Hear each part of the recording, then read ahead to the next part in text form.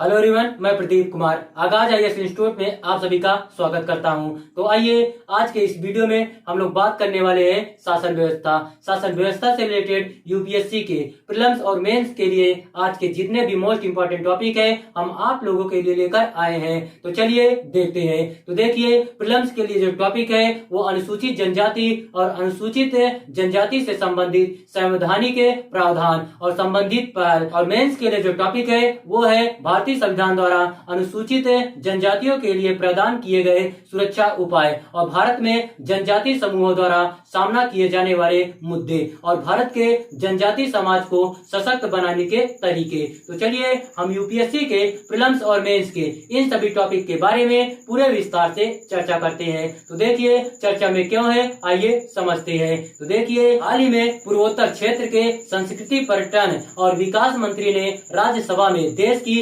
जनजाति सांस्कृतिक विरासत की सुरक्षा, संरक्षण एवं प्रचार के उद्देश्य से सरकार द्वारा शुरू की गई विभिन्न योजनाओं तथा कार्यक्रमों का उल्लेख किया। भारत ने जनजाति के सशक्तिकरण के हालिया प्रयास क्या है, आइए देखते हैं। तो देखिए, केंद्रीय सांस्कृतिक केंद्र भारत सरकार ने 7 ZCCS की स्थापना की है, जो नियमित आधार पर देश भर में विविध सांस्कृतिक गतिविधियों और कार्यक्रमों के आयोजन के लिए उत्तरदायी है। यह केंद्र देश भर में जनजाति भाषाओं एवं संस्कृति के संरक्षण में भी सहायता करेंगे।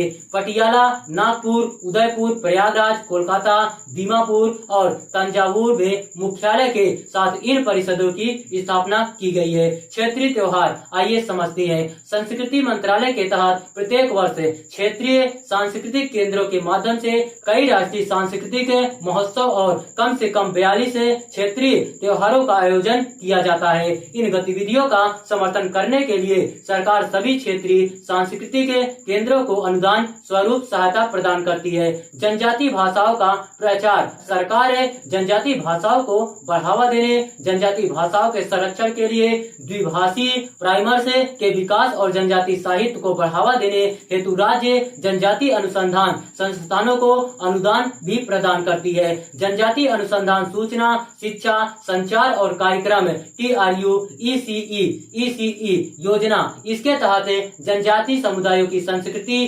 कलाकृतियों, रीति रिवाजों एवं परंपराओं को बढ़ावा देने के उद्देश्य से TRU ECE योजना के लिए प्रतिष्ठित संस्थानों को वित्तीय सहायता प्रदान की जाती है। एकलव्य मॉडल और संग्रहालय, आजादी का अमृत महोत्सव के तहत जनजाति मामलों के मंत्रालय ने जनजाति छात्रों की शिक्षा का समर्थन करने के लिए लगभग 750 एकलव्य मॉडल आवासीय विद्यालय स्थापित करने का संकल्प लिया है। सरकार ने आदिवासी लोगों के वीरतापूर्ण और देशभक्तिपूर्ण कार्यों को स्वीकार करने के लिए 10 जनजाति स्वतंत्रता सेनानी संग्रहालयों को भी मंजूरी दी है। आदिवासी अनुदान प्रबंधन प्रणाली, यह मंत्रालय द्वारा राज्यों को दिए गए अनुदान की भौतिक और वित्तीय प्रगति की निगरानी करती है तथा धनराशि के वास्तविक उपयोग को ट्रैक कर सकती है। जनजाति गौरव दिवस है। वर्ष 2021 में जनजाति स्वतंत्रता सेनानी बिरसा मुंडा की जयंती को चिन्हित करने के लिए प्रत्येक वर्ष 15 नवंबर को जनजाति गौरव दिवस के रूप में मनाने का निर्णय लिया गया। अन्य संबंधित सरकारी योजनाएं, आइए देखते हैं। ट्राइफेड और जनजातीय स्कूलों का डिजिटल परिवर्तन, विशेष रूप से कमजोर जनजाति समूहों का विकास और प्रधानमंत्री वन धन योजना, महात्मा गांधी राष्ट्रीय ग्रामीण रोजगार गारंटी अधिनियम, अनुसूचित जनजातियों से संबंधित संवैधानिक प्रावधान क्या है, आइए हम लोग देखते हैं। तो देखिए, भारत का संविधान जनजाति शब्द को परिभाषित करने का प्रयास नहीं करता है। हालांकि अनुसूचित जनजाति शब्द को अनुच्छेद 342 के फर्स्ट के माध्यम से संविधान में प्रस्तुत किया गया था।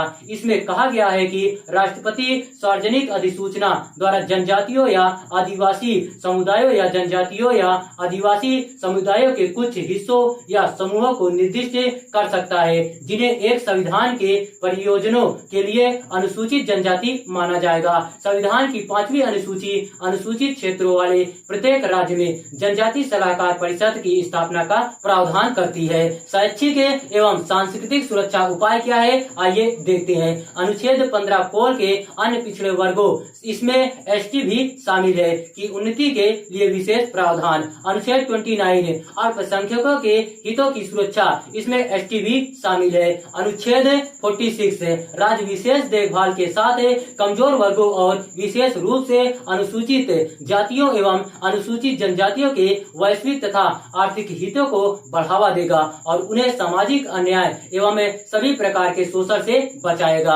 अनुच्छेद 350 एक विशिष्ट भाषा, लिपि या संस्कृति के संरक्षण का अधिकार है। राजनीतिक सुरक्षा, राजनीतिक सुरक्षा क्या है आइए देखते हैं। अनुच्छेद 330 लोकसभा में अनुसूचित जनजाति के लिए सीटों का आरक्षण। अनुच्छेद 332 राज्य विधानमंडलों में अनुसूचित जनजाति के लिए सीटों का आरक्षण और अनुच्छेद 243 पंचायतों में सीटों का आरक्षण। प्रशासनिक सुरक्षा क्या है आइए देखते हैं। अनुच्छेद 275 यह अनुसूचित जनजातियों के कल्याण को बढ़ावा देने तथा उन्हें बेहतर प्रशासन प्रदान करने हेतु केंद्र सरकार द्वारा राज्य सरकार को विशेष धनराशि देने का प्रावधान करता है। भारत में जनजातियों की समस्याएं क्या है आइए हम लोग देखते हैं। तो देखिए, भूमि अधिकार, आदिवासी समुदायों के सामने सबसे महत्वपूर्ण मुद्दों में से एक सुनिश्चित भूमि अधिकारों की कमी है। अनेक जनजातियों वन क्षेत्रों या दूर दराज के क्षेत्रों में रहती है, जहां भूमि और संसाधनों पर उनके पारंपरिक अधिकारों को अक्सर मान्यता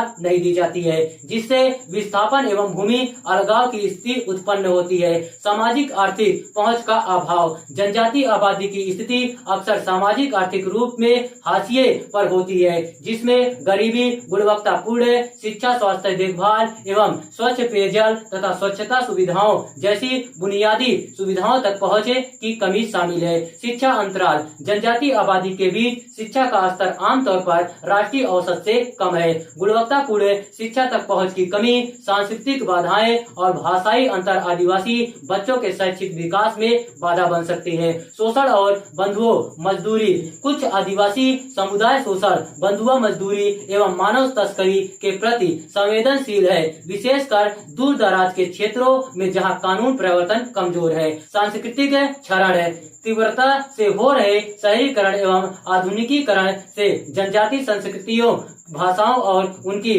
पारंपरिक प्रथाओं का क्षरण हो सकता है। युवा पीढ़ी को अपनी सांस्कृतिक पहचान को सुरक्षित करने में चुनौतियों को सामना करना पड़ सकता है। प्रतिनिधित्व का अभाव, सुरक्षात्मक अभावों के बावजूद जनजाति समुदायों को प्रायः अपर्याप्त राजनीतिक प्रतिनिधित्व का सामना करना पड़ता है। साथ ही निर्णय लेने की प्रक्रियाओं में एक प्रबल प्रतिनिधित्व की कमी होती है, जो उनके कल्याण और अधिकारों से संबंधित होती है। आगे की राह क्या है आइए देखते हैं। तो देखिए, भूमि एवं संसाधन अधिकार, जनजाति समुदायों के कल्याण के लिए उनके भूमि एवं संसाधन अधिकारों की पहचान तथा उन्हें सुरक्षित करना आवश्यक है। विस्थापन एवं भूमि हस्तांतरण जनजाति द्वारा सामना किए जाने वाले महत्वपूर्ण मुद्दे रहे हैं और साथ ही इन चिंताओं को संबोधित करना उनके अस्तित्व के लिए भी आवश्यक है। शिक्षा एवं कौशल विकास, जनजाति समुदायों की आवश्यकताओं तथा सांस्कृतिक संदर्भ के अनुरूप गुणवत्तापूर्ण शिक्षा एवं कौशल विकास कार्यक्रम प्रदान करने से पहले बेहतर आजीविका के अवसरों को प्राप्त करने के साथ अर्थव्यवस्था की मुख्य धारा में अधिक सक्रिय रूप से भाग लेने में सक्षम बनाया जा सकता है। स्वास्थ्य सेवा एवं स्वच्छता, जनजाति समुदायों के समग्र स्वास्थ्य और कल्याण में सुधार के लिए उचित स्वास्थ्य सुविधाओं तथा स्वच्छता तक पहुंच सुनिश्चित करना आवश्यक है, जो प्रायः भौगोलिक अलगाव और सेवाओं तक सीमित पहुंच के कारण अद्वितीय स्वास्थ्य चुनौतियों का सामना करते हैं। महिलाओं का सशक्तिकरण, आदिवासी समाजों में महिलाओं की महत्वपूर्ण भूमिका को पहचानने के साथ निर्णय लेने की प्रक्रियाओं, आर्थिक गतिविधियों तथा सामुदायिक विकास में उनकी सक्रिय भागीदारी को बढ़ावा देना। स्वदेशी संस्कृति का प्रचार, भारत की विरासत की समृद्ध विविधता को बनाए रखने के लिए जनजाति भाषाओं, कला, परंपराओं तथा सांस्कृतिक प्रथाओं का संरक्षण एवं प्रचार करना महत्वपूर्ण है। भागीदारी एवं समावेशन, स्थानीय शासन और नीति निर्माण निकायों में जनजाति प्रतिनिधित्व एवं भागीदारी को प्रोत्साहित करना, जो यह सुनिश्चित करने में सहायता प्रदान करेगा कि उन मामलों में उनकी आवाज सुनी जाए जो सीधे उनके जीवन को प्रभावित करते हैं। तो देखिए, अगर आप लोगों को इसका PDF चाहिए तो इसका PDF हम आप लोगों को टेलीग्राम चैनल पर अपलोड कर देंगे। टेलीग्राम चैनल का नाम है आगाज IAS इंस्टीट्यूट और टेलीग्राम चैनल का लिंक हम इस वीडियो के डिस्क्रिप्शन में भी दे देंगे। आप यहां से भी जाकर टेलीग्राम चैनल को ज्वाइन कर सकते हैं और PDF डाउनलोड कर सकते हैं।